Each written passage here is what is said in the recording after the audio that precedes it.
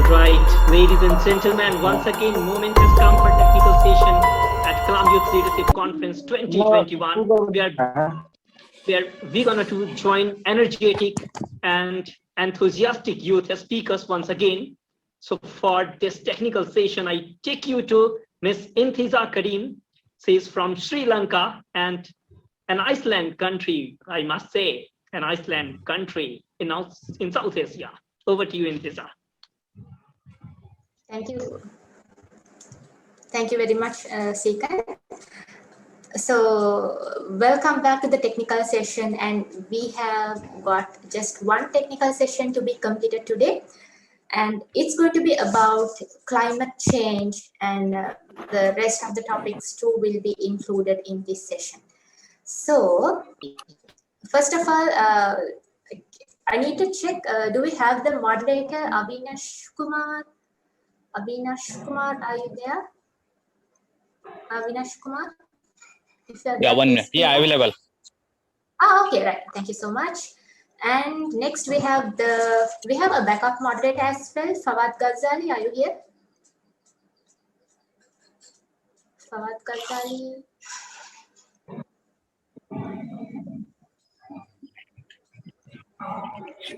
Okay, I don't see Fawad Ghazali at the moment. So to make things easier, I would like to check up with the speakers as well. Do we have Reet Kumar? Reet Kumar, the first speaker. If you are in, please speak up. Reet Kumar, are you here? Reet Kumar from India.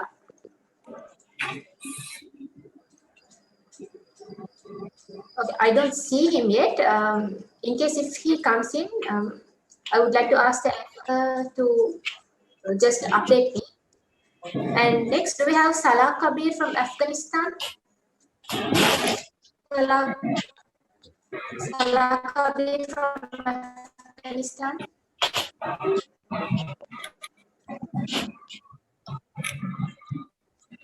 Salah Kabir.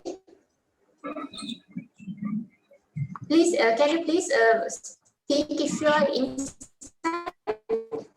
Because please unmute your mic and you can say present or something if you are in. Okay, I see Salah Kabir now. And next we have Rajesh Kumar Suman. Rajesh Kumar Suman.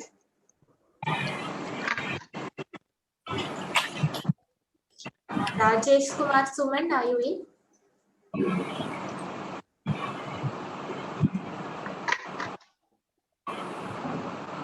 Okay, and next Amit Ayan. Amit Ayan from India.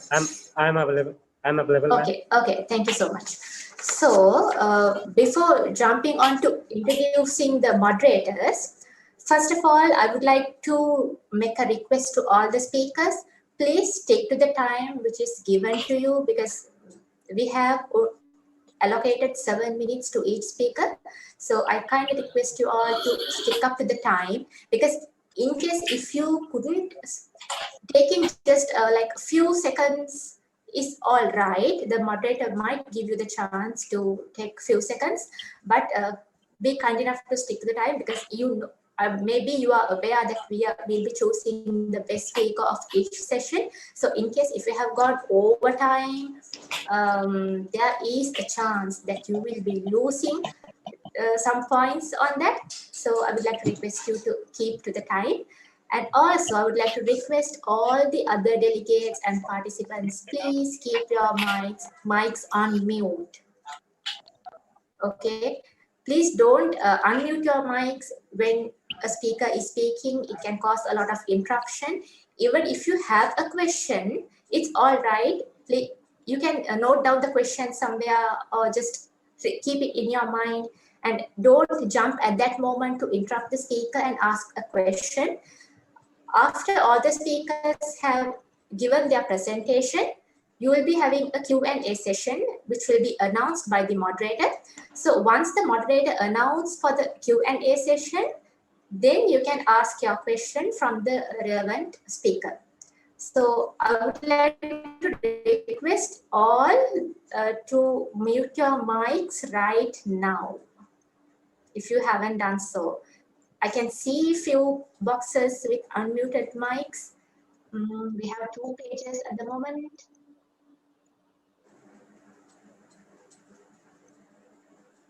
One, two, three. I can see 3 unmuted mics.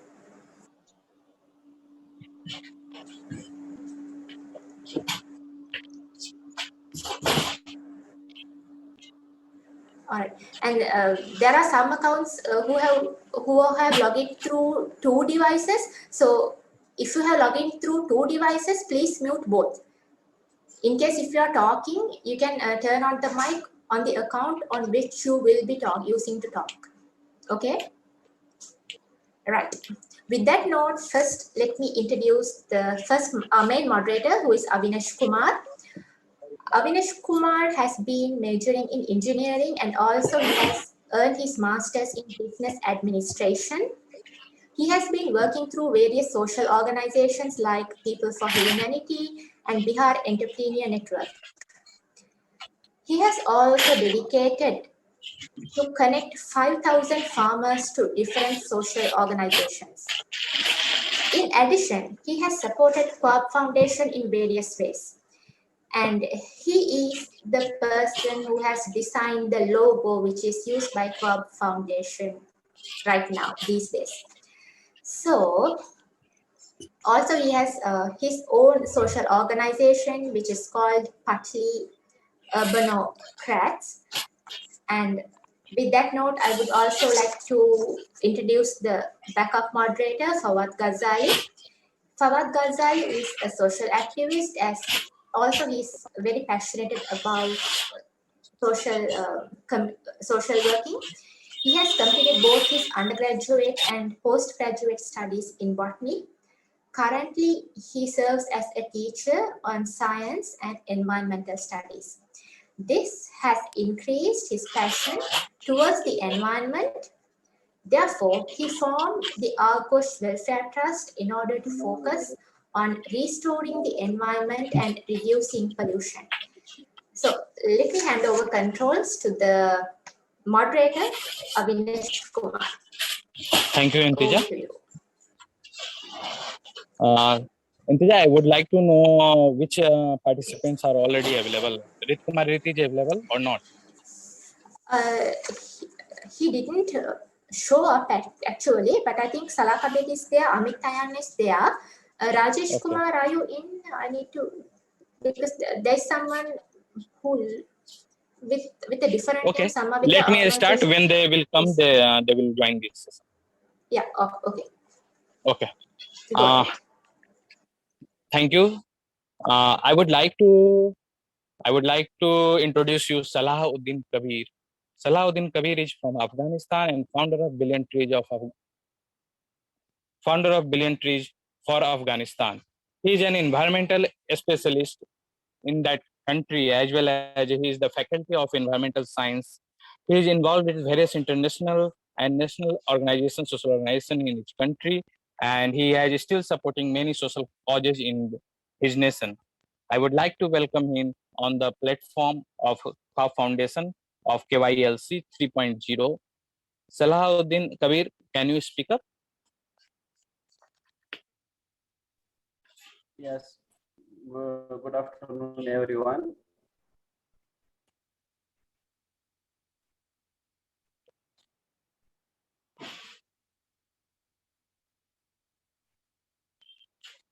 Hello, do you hear me? Yep.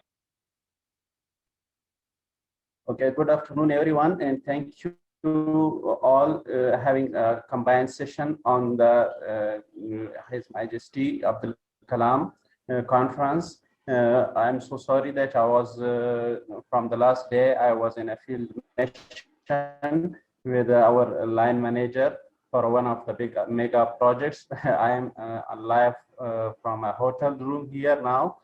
As I prepared a presentation that the climate change, which is a global global topic nowadays. So I prepared a small presentation on the climate change and its impact on the poor countries, or means third world countries, So if you allow me to share my screen, so I will present some of the slides of that, and then we will discuss what we are doing here in Afghanistan, contributing on the to climate actions.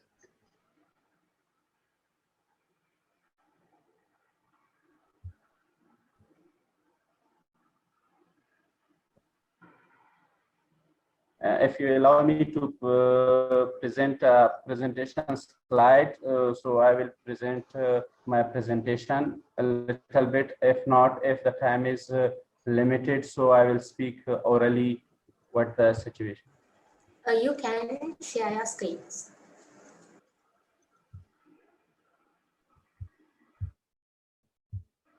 For the next speaker.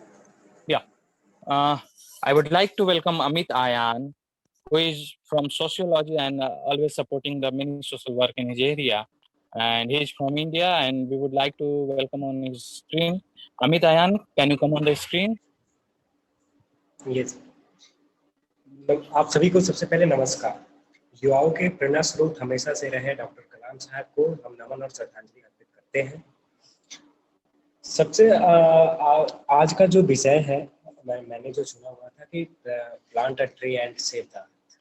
इसके पहले मैं बता दूं कि मैं बिहार से basically Bihar के चंपारण से बिलोंग करता हूँ, पश्चिमी चंपारण से, जो एक अपने में खूबी मतलब कि अपने में बहुत सारे ढेर सारी खूबी बटोरने वाले एक देश एक जिला रहा है, जहाँ पे बापू की कर्मभूमि कहे जाने वाली। इसमें सबसे पहले मैं कहना चाहूँगा कि अगर पूर्वजों का हमारे क्षेत्र में पूर्वजों का कहना है कि हमारे बहुत से पूर्वजों का कहना है कि अगर पेड़ पौधे नहीं रहे तो दुनिया तहस नहस हो जाएगी। अगर बिहार में क्या पूरी दुनिया कहावत है, एज बेसिकली हम एक फेमिनिज्म पे चलते हैं कि बेटी नहीं बचाओगे तो बहू कहाँ से लाओगे। उसी कहावत पे है, अगर पेड़ पौधे नहीं बचाओगे तो जीवन कैसे बचा पाओगे। जिस तरह एक हमारे शरीर का एक अंग यानी हमारे शरीर का कोई पार्ट्स अगर नहीं रह पाता है तो मतलब कि हमारा कि कोई अंग काम नहीं कर पाता। एक अगर मतलब कि कोई भी शरीर में बहुत सारे दर्द होते हैं, वैसे ही अगर पेड़ पौधे नहीं रहे तो हमें एयर नहीं मिल पाएंगे। वैसे ही है हमें प्लांट से जैसे पेड़ पौधे से मुझे बहुत सारे चीज मिलती है। उसके सबसे पहले कि हम ग्लोबल वार्मिंग की बात करते हैं। ग्लोबल वार्मिंग में क्या होता है कि ग्लोबल वार्मिंग में आजकल ग्लोबल वार्मिंग में ग्रीन हाउस इफेक्ट गैसेस के बढ़ने के कारण पृथ्वी के औसत तापमान में होने वाली वृद्धि के कारण ग्लोबल वार्मिंग बढ़ रहा है। और ग्लोबल वार्मिंग की वजह से इसकी क्या होती है, इससे वजह से होता है क्लाइमेट चेंज होते हैं। ग्लोबल वार्मिंग में जो हिम और ग्लेशियर है वो तेजी से पिघल रहे हैं। इसके साथ साथ मतलब जो हिम और ग्लेशियर पिघल रहे हैं, इसके साथ साथ मनुष्य के साथ साथ पशु पक्षियों के लिए भी ये खतरनाक साबित होने वाले हैं। ग्लोबल वार्मिंग हो जाने से सबसे पहले स्किन डिजीजेज होंगी एंड अदर मेंटल प्रॉब्लम्स, मतलब मानसिक और शारीरिक रोग उत्पन्न होने लगेंगे। सेकेंड है सॉइल इरोजन। अगर पेड़ पौधे अगर लगाएंगे तो बेनिफिट है सॉइल इरोजन, मृदा अपरदन को कैसे रोकने में मदद करती है। मृदा क्षेत्र में अगर बेसिकली जब मैं गाँव में जाता हूँ तो मृदा अपरदन के कारण, मृदा क्षेत्र में वनस्पति के अभाव के कारण अगर प्राकृतिक कारकों और मिट्टी के खंडित जो होते हैं कि जो भाग टूट जाता है या खंडित हो जाते हैं तो मृदा अपरदन में ज्यादा होता है। फिर कैसे उसको मतलब कि बचाएं, तो पेड़ पौधे लगाकर हम लोग बचाएंगे। और हम लोग इसका एक कारण है, अगर पेड़ पौधे नहीं रहेंगे तो फिर अपने जीवन नहीं रहेगा। आजकल बहुत सारे मतलब कि वेस्टर्नाइजेशन के तहत में पेड़ पौधों के अंधाधुंध कटाई चल रही है, जिसकी वजह से शहरीकरण, जिसकी वजह से हमें ऑक्सीजन वगैरह नहीं मिल रहा। हाल में ही अगर एग्जांपल लिया जाए हाल में, तो इस कोविड काल में दौरान में मैंने बहुत जगह से देखे कि ऑक्सीजन की कमी की मात्रा मतलब कि कमी की वजह से किसी पेशेंट की जान गई। मैंने हवा को बेचते हुए देखा, बेचना बेचते हुए कहा, ऐसे कहा जाएगा कि ऑक्सीजन की मात्रा जिसके पास नहीं है, ऑक्सीजन जिसको चाहिए वो ऑक्सीजन कहीं ना कहीं से खरीद के ला रहे थे, कहीं ना कहीं से वो ऑक्सीजन ला रहे थे। तो पेड़ पौधे जब तक हम नहीं लगाएंगे फिर मुझे कैसे एयर शुद्ध एयर मिल पाएगा। ना ही मेडिसिन वगैरह मिल पाएगी, ना ही लकड़ी। अगर पेड़ पौधे से बहुत चीज मिलती है। अगर पॉल्यूशन की बात करें, अगर पेड़ पौधे रहते हैं तो पॉल्यूशन हमारा कम रहता है। जैसे अगर एज कहा जाए, पॉल्यूशन हमारे मतलब कि दिन प्रतिदिन पॉल्यूशन बढ़ती जा रही है, जिसकी वजह से हमारा स्वास्थ्य मतलब कि हमारे स्वास्थ्य बहुत तेजी से बिगड़ रहे हैं। बहुत सारे पॉल्यूशन की वजह से, जैसे ध्वनि प्रदूषण, air pollution, water pollution, soil pollution. इसकी वजह से अब पेड़ पौधे जब तक हम नहीं लगाएंगे फिर कैसे होगा। अब वैसे ही हम सभी KYNC 3.0 की तरफ से मैं एक गुजारिश करूंगा कि हम सभी जितने भी पार्टिसिपेंट्स हैं, अदर अपने आने वाले अपने मतलब आसपास के जितने भी लोग हैं, उनसे बस एक ही प्रार्थना चाहता हूँ कि मैंने देखा है कि हम सभी अगर एक ना एक पेड़ लगाएं। अगर हम लोग एक महीने में, एक मंथ में या एक साल में अगर 10 या 12 पेड़ लगाते हैं तो एक तो पहली तो हमारे यहाँ ऑक्सीजन की लेवल की मात्रा मतलब कि सही रहेगी।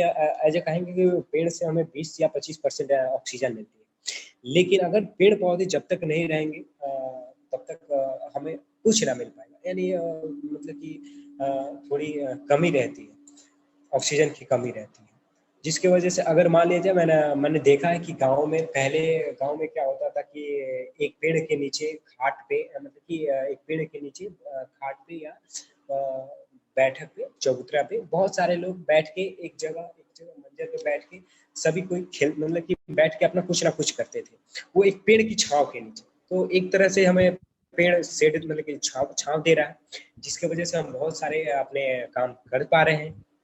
दूसरी तरह मुझे मतलब कि धूप भी नहीं लग रही। वैसे ही पेड़ से हमें बहुत सारी चीज मिलते हैं, फल, फ्रूट्स, मेडिसिन वगैरह मिलती है। अगर हम सभी ये प्रण लें कि आने वाले दिनों में अगर हम लोग पेड़ पौधे बचाएंगे तो हमें ऑक्सीजन की मात्रा कभी कमी नहीं होगी या और सबकी मात्रा कमी नहीं होगी। धीरे धीरे वेस्टर्नाइजेशन के तहत बहुत सारे पेड़ों की अंधाधुंध कटाई चल रही है। तो कटाई के जहाँ पे एक तरफ से अभी हाल फिलहाल में मैंने देखा कि मुजफ्फरपुर स्मार्ट सिटी बन रहा है, वहाँ पे एक फाउंडेशन काम कर रहा है जो पेड़ों को एक जगह से दूसरे जगह वो रिप्लांटेशन कर रहा है। मतलब कि एक जगह से दूसरी जगह वो पेड़ को लगा रहे हैं, जहाँ पे पेड़ को नहीं रहना है वहाँ से वो पेड़ को डायरेक्ट वहाँ से दूसरी जगह वो रिप्लांटेशन कर दे रहे हैं।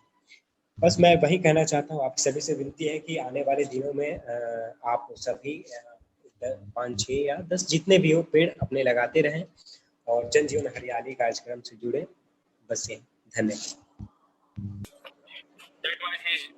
That was his only concentrate about the program. And is Rajesh Kumar Suman is available? Rajesh? Yes. Yeah, you may continue. I would like to introduce Rajesh is known as tree man in his area and as well as oxygen man in India. He has worked for environmental and climate change, and he has taken many cycle travel through the Bihar and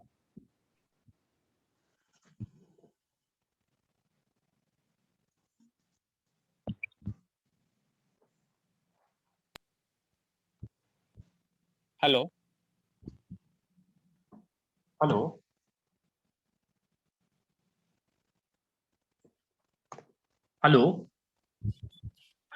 Yeah. He has even started his coaching where many students are taught free who has involved in plantation work. I would like to welcome him on the screen. Rajesh ji, can you come on?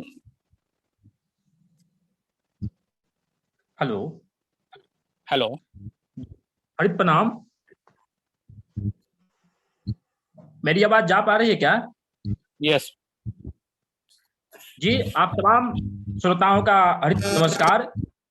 Rajesh Kumar Suman, environment and climate change activist का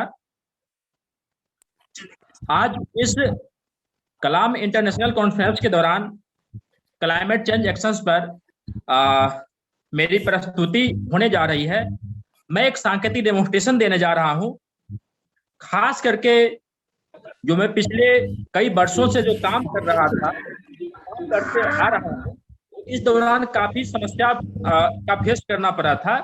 तो उस समस्या से उबरने के लिए, लोगों को समझाने के लिए कि प्राण वायु यानी O2 ऑक्सीजन हमारे लिए कितने महत्वपूर्ण है, तो आपने देखा कोविड-19 के दौरान किस तरह से हमारे पूरे देश में ऑक्सीजन कमी से हमारे देश के युवा, बुजुर्ग और युवतियां तरफ तरफ मर रहे थे। तो मैं पिछले 2 वर्षों से तमाम देशवासियों को मोटिवेट करने के लिए, जागरूक करने के लिए कि ऑक्सीजन हमारे लिए कितने महत्वपूर्ण है, मैं इन मुद्दाओं को लेकर गांव-गांव में जाता हूं। तो सबसे पहले मैं यहाँ पर अपने सांकेतिक डेमोन्स्ट्रेशन को प्रेजेंट करना चाहूंगा।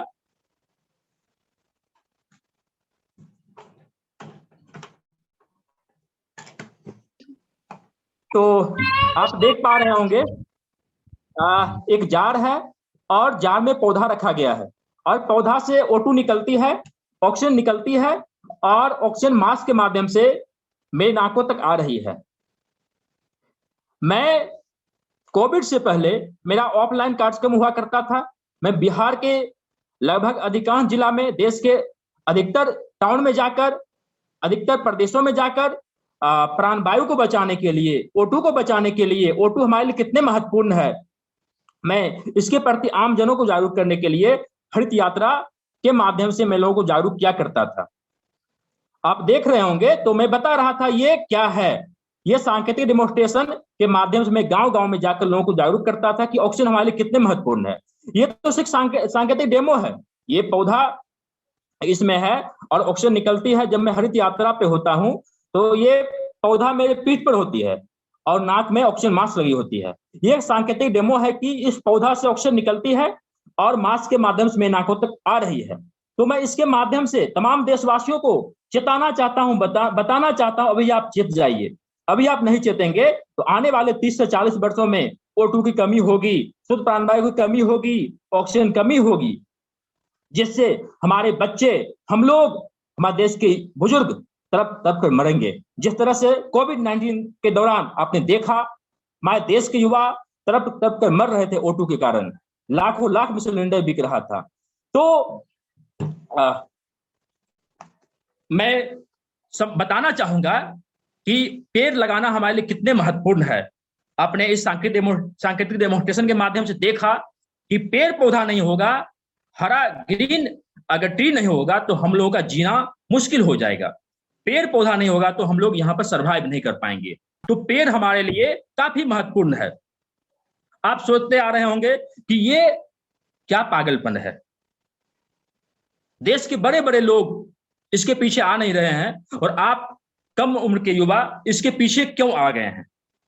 तो लोग क्वेश्चन भी पूछते हैं, मैं उनको एक ही जवाब देता हूं, आप 2 मिनट के सिर्फ नाक और मुंह बंद कर लीजिए, सिर्फ 2 मिनट के नाक और मुंह बंद कर लीजिए, तब देखिए मैं क्यों आया हूं, क्यों इस सांकेतिक डेमोन्स्ट्रेशन के लेकर आया हूं, क्यों प्लांटेशन करता हूं। उनका जवाब होता है, कुछ जवाब नहीं आ पाता है, दांत तले उंगली दबा लेते हैं कि इतने कम उम्र में इतना बड़ा सोच लेकर इतना बड़ा मिशन लेके चला है। तो मैं सेल्फी विद ट्री कैंपेन के माध्यम से, ग्रीन पाठशाला BSS क्लब के माध्यम से मैं देशवासियों में एनवायरनमेंट के प्रति, कंजर्वेशन के लिए, प्लांटेशन के लिए लोग मोटिवेट करता आ रहा हूं। ग्रीन पाठशाला BSS क्लब हम लोग का है, जहां पे बच्चों को हम गवर्नमेंट जॉब का प्रिपरेशन करवाते हैं और फीस के रूप में, गुरुदक्षिणा के रूप में हम हर बच्चों से 18 प्लांट लगवाते हैं।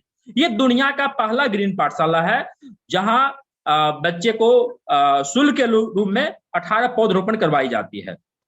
आप कहेंगे 18 ही क्यों? 18 ही क्यों?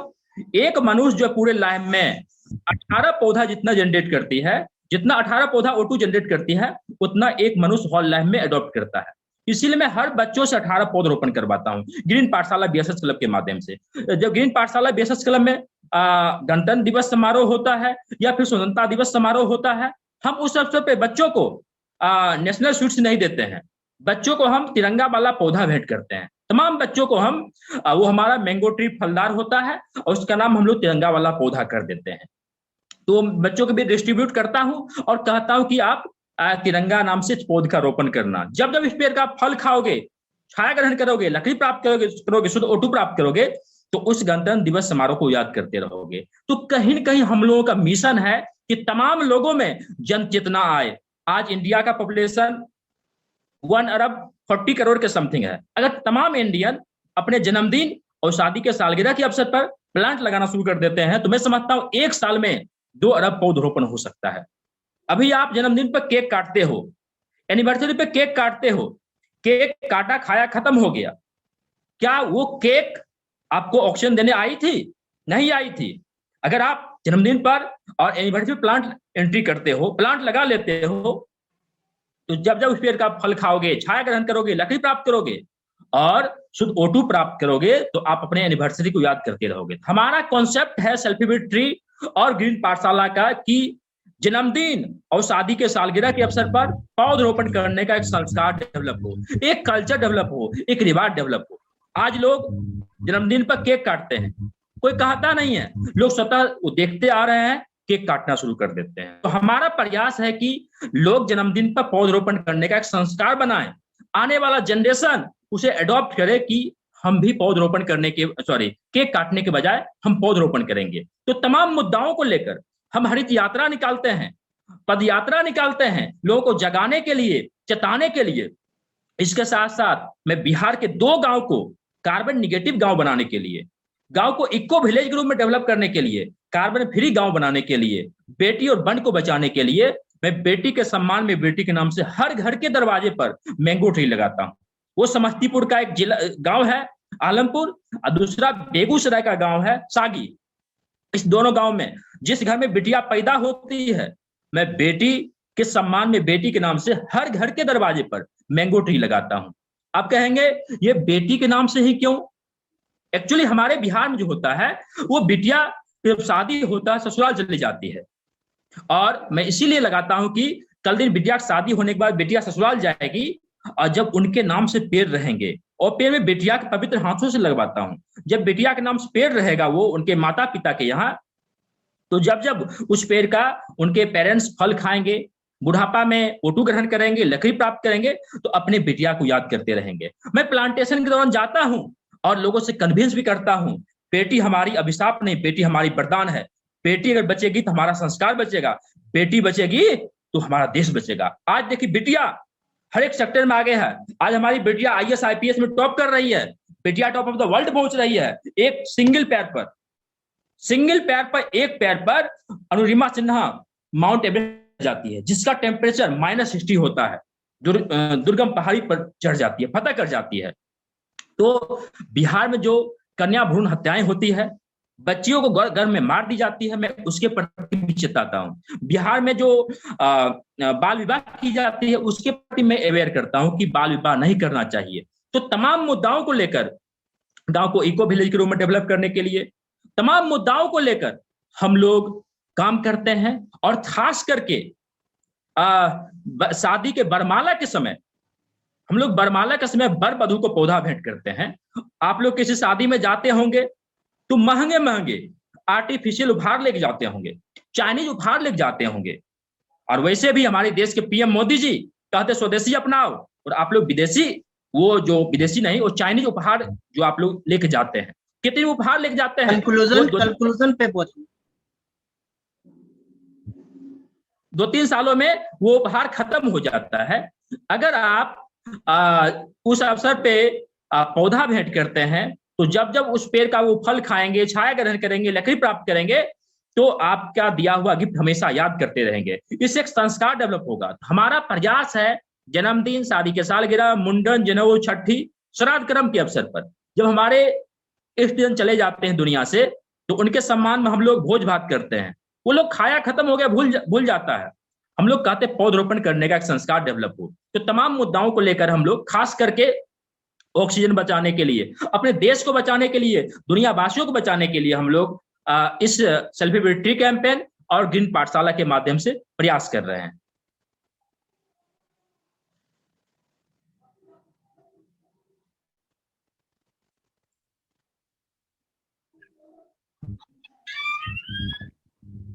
अविनाश जी माइक ऑन कर लीजिए. Okay. He has given an example of COVID, where people are dying without O2, and he has given a symbolic demonstration where a plant is in jar and oxygen is getting provided to him through pipes. He has gone through many villages, places through Harit Yatra. He has warned people that if they will not realize on time, they have to face the severe scarcity of fresh O2. He has motivated many students through his BSS club,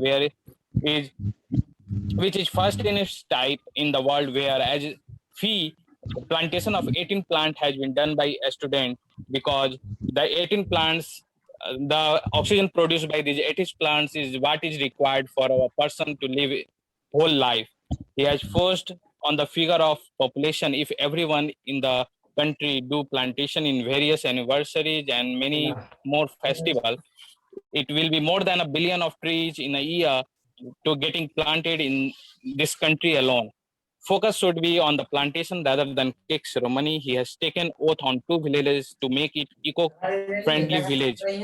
He planted a he, he used to plant a tree on name of daughter in his village at villagers' home. As in India, daughters have to stay within lodge house rather than in father house. He is also making work on various things like daughter scheme and child marriage especially.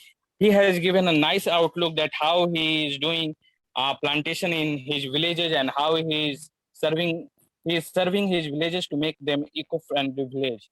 I would like to now we can if there is Kabir is present.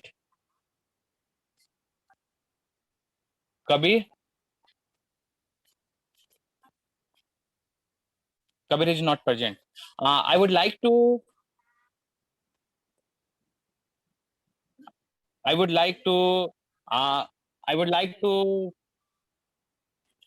call any of the guests available. If anyone asks to ask any question from Rajesh Kumar Suman or Amit Ayan, they can ask the question. Hi Avinash, this is Ashish. Am I audible? Yep. I think I've been listening to both of the speakers prior to this Oxygen Man as well. So I think both of them have emphasized on the importance of plantation. I think I've been almost 30 years plus now, and planting tree and we must plant tree is something which I have learned from nursery. And last 30 years, what we have seen is increase in temperature. I would like to ask these two of the gentlemen. So is there any way we can think of sustainable lifestyle rather than just planting, or there is something smart planting possibilities, or what is the limitations? Because it's not possible for everyone to go for n number of plants based on the limited space they have and based on the limited opportunities they have. So what is the sustainability between both? How can we bridge a balance between the modern lifestyle as well as what do you think of like number of plants? Like you said, 18 would be required. Okay. Thank you, Ashish, for the question. I would like to refer you to Rajesh Kumar Suman. Rajesh ji. Kabir is inside. So thank you very much, Avinash Kumar, for moderating this session, and especially thank you very much for giving a small translated summary about the previous speaker. I think it is very important for us to understand what he was saying. So with that, I would like to conclude this session, the third technical session, which was focused on climate change and other topics. So back to the anchor. Over to you, Sikand Shekhar. Thank you very much, Intizar. It was wonderful, session, I must say.